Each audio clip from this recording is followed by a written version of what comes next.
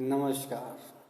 संपूर्ण पृथ्वीलोक में एक सूत्र हो, ना कोई गांठ हो, ना कोई बंधन हो, समस्त अपनी गति की ओर निरंतर प्रगति पे ध्यान से चलते रहें। यही हमारी नीति है और मेरी नीति नहीं, यह नीति नियति की है। प्राकृतिक के अनुसार सभी मानवजन जीव कल्याण समस्त वर्णों में अग्रणी मानव जीवन है, इसलिए कि ये बुद्धि में प्रबल और अस्मरणीय तत्व के प्राणी होते हैं। इसलिए हम लोगों को प्रेम से बोलना चाहिए, जय हिंद। जन जीवन संरक्षण कार्य संभारणी की अस्मरणीय अस्तुति रक्षायणी आदि शक्ति जगतारणी सर्व दुख हारणी प्रसादेन्न त्रिभुवन त्रिभुवनेश्वरी जगधात्री सर्वरूपाः। अर्थात आदि शक्ति माता प्रथम उत्पन्न हुई इस सृष्टि में, जो तीनों त्रिलोक और त्रिभुवन ब्रह्मा विष्णु महेश जी और सरस्वती माता, लक्ष्मी माता, पार्वती माता तीनों की उत्पत्ति का कारण ही है। 1 से 6 की उत्पत्ति हुई, ततः साक्षातम त्रिलोक्यम भ्रमणम सुशोभितम सर्वसूत्रकम सर्वकार्येषु सर्वरूपम मनश्च तद्धारणया। सभी लोगों ने कल्पना की, बहुत कुछ सोचने के बाद उनके मस्तिष्क में एक घर कर गया कि मनुष्य जैसा बुद्धिजीवी जीव तो बहुत है, जलचर पशु पक्षी कीड़े मकोड़े, जीव की कमी नहीं है। जीव तो कहा जाता है हमारे वेद शास्त्रीय ग्रंथों के द्वारा प्राप्त होता है, या हम लोग दत्त कथा से भी सुनते हैं। 84 लाख योनियों में मनुष्य ही केवल एकमात्र बुद्धिजीवी, प्रगतिशील, विवेककर्ता, अस्मरणीय, सभी में उच्चतम कोटि के जीव माने गए हैं मनुष्य जीव को। मनुष्य तन इसीलिए एक माता आदि शक्ति से 6 उत्पन्न हुए।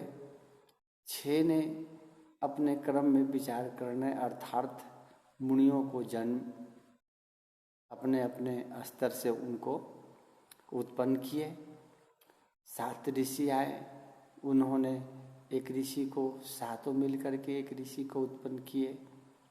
मनुष्य धारण, मनुष्य रूप में धारण कौन से जीव करेंगे और उनकी बुद्धि प्रबल प्रगति की ओर कैसे होगी, यह चेतना करने के बाद मनु रूप में मनु महाराज जी आए, जो सर्वप्रथम इस धरती पर पांव रखे। मनुष्य को जागृत करने की इच्छा से प्रगतिशील अपने पथ पर चलते रहे। सर्व तेजो प्रख्यातम विश्वेश्वरम कल्याण आत्माना अस्मरण्य। सभी देवताओं ने बैठकर विचार किए थे कि कैसे किस जीव को उत्पत्ति की जाए। उनकी चेतना का रूप शिव शंकर भगवान जी बैठकर अपने आप किए थे। बहुत मंथन करने के बाद यह आभास हुई, उनको ज्ञात हुई, प्रबल इच्छा हुई, चलो कल्याण आत्मानम अस्मरण, आत्मा जो किसी को कल्याण करे या कल्याण भावार्थ अपनी भाव इच्छा करे कि मैं किसी को कल्याण करूं तो कैसे करूं।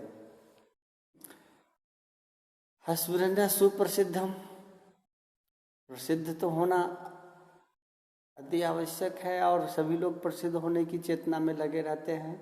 सुप्रसिद्धम उत्पन्नो सर्व राशे राशिहा लग्ने, उनमें राशि की प्रधानता दी गई है।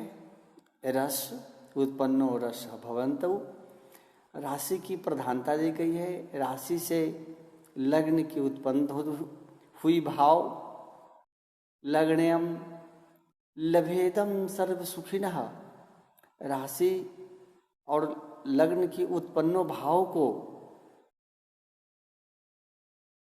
लाभ और शुभ दोनों को संयुक्त रूप से उन पे सभी प्रकार से संचय संशोधन करके मनन करने के बाद सर्व सुखिनः सर्व सन्तु निरामाया यथा कृतार्थ प्रसन्नो विचारे, सभी लोगों शुभ अशुभ लाभ हानि सभी को मिलाकर भावों को प्रकट करके, ये जो मैं कह रहा हूँ इतनी सरलता नहीं है।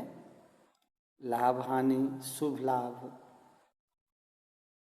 को सबको भावार्थ में मिलाना एक दिन की बात नहीं है। कम से कम इनमें साधारण व्यक्ति तत्व अगर आप चाहेंगे तो करने के लिए अपनी ही जन्म को लाभ और हानि में संशोधन करेंगे आप, तो आपको रचना करते करते करीब करीब मेरा उम्मीद करता हूँ कि आपको 3-4 दिन तो लग ही जाएंगे, वो भी तपस्या रूप में साधना की तो, और ऐसे ही किए तो पूरी जिंदगी बीत जाएगी, लेकिन आप अपने ही शुभ और लाभ का हानि का वर्णन नहीं कर पाएंगे आप स्वयं अपने आप में। तो सर्वे सन्तु निरामाया यथा कृतार्थ प्रसन्नो विचारे, यह विचार करने के बाद में मनुष्य को उत्पन्न करने के लिए सप्त ऋषि की आज्ञा से एक ऋषि आए मनुष्य शत्रुपा जी, और मनुष्य रूप को धारण करने के लिए उनके कार्य, उनकी स्मरणीय शक्ति किस प्रकार बढ़े, ऐसे विचार करने लगे। करते करते हुए सत्यमेव जयते, सत्य की इच्छा रखने वाले हमेशा विजय को प्राप्त होते हैं, ऐसा माना गया है। ऐसा हमारे नीति ने अपनी नीति को साफ किए हैं। और सर्व प्रकाराणाम भूलोके सर्व जीवों कल्याण अर्थम आधारा, सभी जीवों का आधार भूमि से ही जुड़ी हुई है, चाहे जल में हो, नभ में हो या थल में हो। थल पृथ्वी है, संपूर्ण पृथ्वी कल्याण अर्थम आधारा, कल्याण इसी पृथ्वी के माध्यम से ही सभी लोगों को, सभी जीवों को परिपूर्ण होंगे। प्रेम से बोलिए पृथ्वी माता की जय, जो सभी जीवों की रचनात्मक ढंग से संशोधन कर उनको हर्षोल्लास रखने की क्रिया में हमेशा हर पल व्याप्त रूप से प्राप्त होती है। पृथ्वी संग तीनों त्रिलोक, पृथ्वी पे हम लोग हैं तो चिंता करते हैं कि नभ आकाश कैसे होंगे, पाताल कैसे होंगे। आखिर हम लोग थल पे रह करके ही तो चिंता करते हैं, मृत्यु लोक में रह करके भी स्वर्ग लोक की आशा रखते हैं, चिंता करते हैं। ऐसे कोई भी जीव नहीं है जो चिंता करते होंगे। मनुष्य इतना, मनुष्य शरीरम आत्मान्यः रक्षिता आत्मानं प्रति पड़ी अस्पृधा अस्पृहा, पृथ्वी संग तीनों त्रिलोक सर्वदेव महादेव श्री शिव जी शंकर समस्त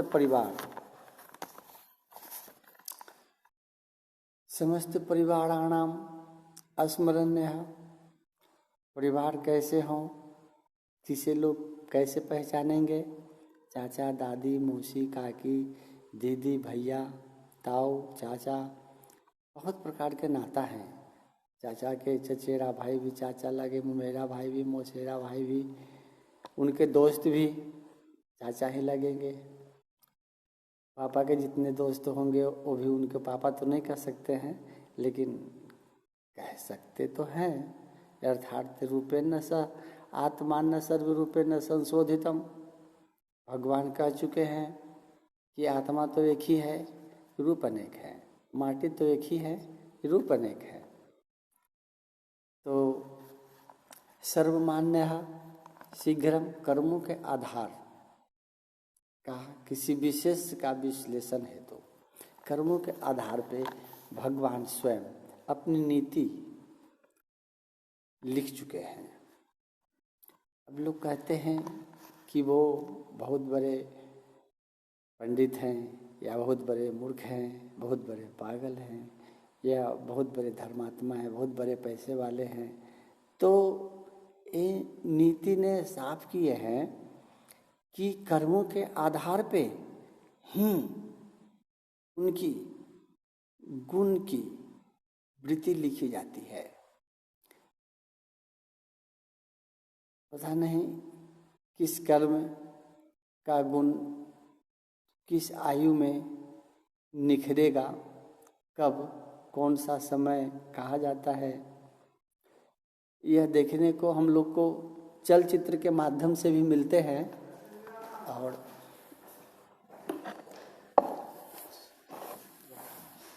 चलचित्र के माध्यम से भी हम लोग प्राप्त करते हैं, सूचना मिलते रहते हैं।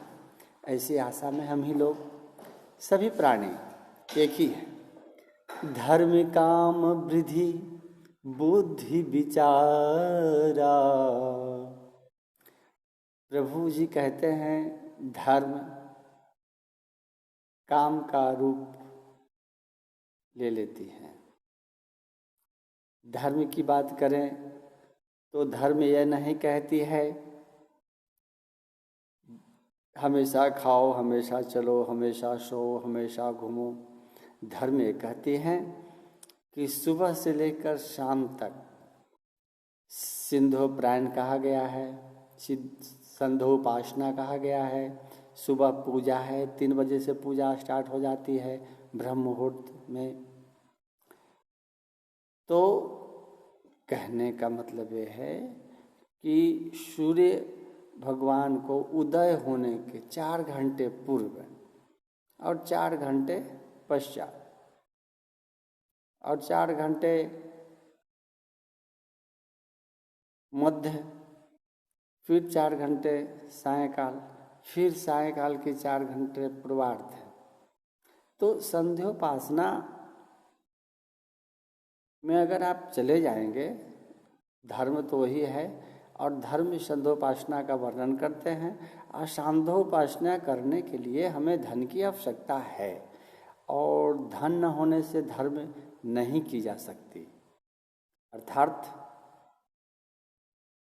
बिना धन के भी धर्म कमाए जा सकते हैं। वह धर्म नहीं, वह पुण्य क्षेत्र में चले जाएंगे, जो कि आप संत बनने योग्य भी नहीं हैं। संत भी बिना धन के नहीं बन सकते। कबीरा, फकीरा सब जितने भी बनेंगे सो आप एक ही चीज़ नहीं बन सकते हैं। इसमें धन की आवश्यकता नहीं है। वह है तपस्या, तप।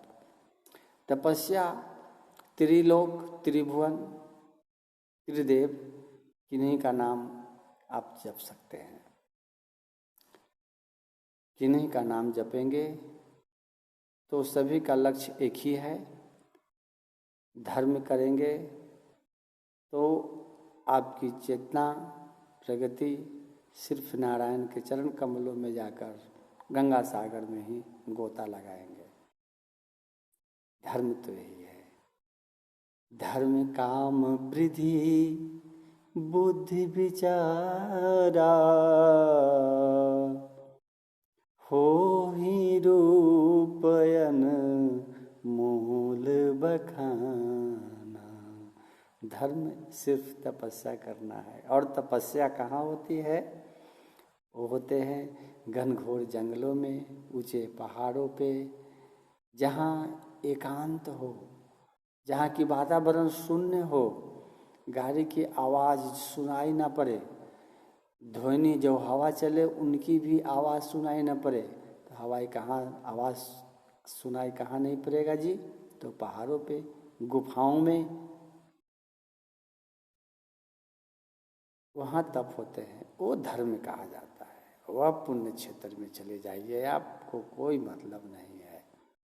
वहाँ पर भी जितने कीड़े मकोड़े आएंगे, प्राणी आएंगे, आपसे मिलेंगे तो आप डर जाएंगे। डरना तो है ही नहीं। जब हमें जीवन अगर हम जीने की आशा करते हैं तो हमें धन की आवश्यकता है, डर की आवश्यकता है, हमें अनिद्रा भी चाहिए।